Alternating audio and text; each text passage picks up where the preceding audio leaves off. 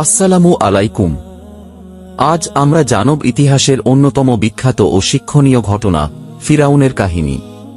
কুরআনে বহুবার ফিরাউনের কথা উল্লেখ করা হয়েছে। সে ছিল মিশরের একজন শক্তিশালী শাসক, কিন্তু তার অহংকার ও অবাধ্যতার কারণে সে ধ্বংস হয়ে যায়। তার জীবন আমাদের জন্য বড় শিক্ষা। হাজার হাজার বছর আগে মিশরে ফিরাউন নামে এক রাজা শাসন করত। তার রাজ্য ছিল অত্যন্ত শক্তিশালী। বিশাল সেনাবাহিনী, ধনসম্পদ এবং ক্ষমতা ছিল তার হাতে। মানুষ তাকে ভয় করত এবং তার আদেশ মেনে চলত।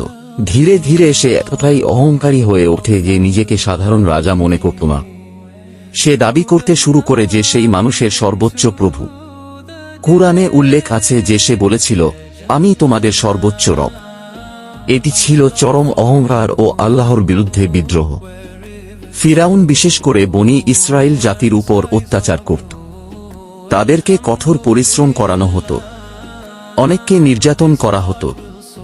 সে আশঙ্কা করত যে বনী ইসরাইলের মধ্য থেকে এমন একজন ব্যক্তি আসবে যে তার রাজত্বের পতনের কারণ হবে।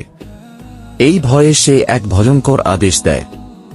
বনী ইসরাইলের নবজাতক পুত্র সন্তানদের হত্যা করা হতো এবং কন্যা সন্তানদের জীবিত রাখা হতো। মানুষ আতঙ্কে জীবনযাপন করত। এমন সময় আল্লাহ তাআলা হযরত মূসা কে পৃথিবীতে পাঠালেন। হযরত মূসা এর জন্মের সময়ও সেই হত্যার আদেশ কার্যকর ছিল। আল্লাহর নির্দেশে তাঁর মা তাঁকে একটি বাক্সে রেখে নদীতে ভাসিয়ে দেন। আল্লাহর পরিকল্পনায় সেই শিশুই গিয়ে পৌঁছায় ফিরাউনের প্রাসাদে।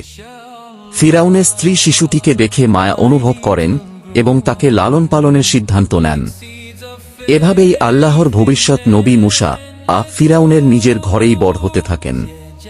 যখন মূসা নবুয়ত লাভ করেন, তখন আল্লাহ তাকে নির্দেশ দেন ফিরাউনের কাছে যেতে এবং তাকে সত্যের পথে আহ্বান করতে। মূসা তাঁর ভাই হারুন কে সঙ্গে নিয়ে ফিরাউনের দরবারে গেলেন। তাঁরা বললেন, এক আল্লাহর ইবাদত করো এবং বনী ইসরাইলকে মুক্তি দাও। কিন্তু ফিরাউন অহংকারে অন্ধ ছিল। সে মূসা এর কথা অস্বীকার করল এবং তাকে জাদুকর বলে অপবাদ দিল। আল্লাহ তাআলা মূসা কে অনেক মুজিজা দান করেছিলেন। তার লাঠি সাপের মতো হয়ে যেত এবং তার হাত উজ্জ্বল আলোতে জ্বলজ্বল করত।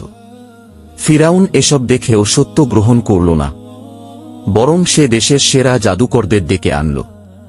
একটি বড় প্রতিযোগিতার আয়োজন করা হল।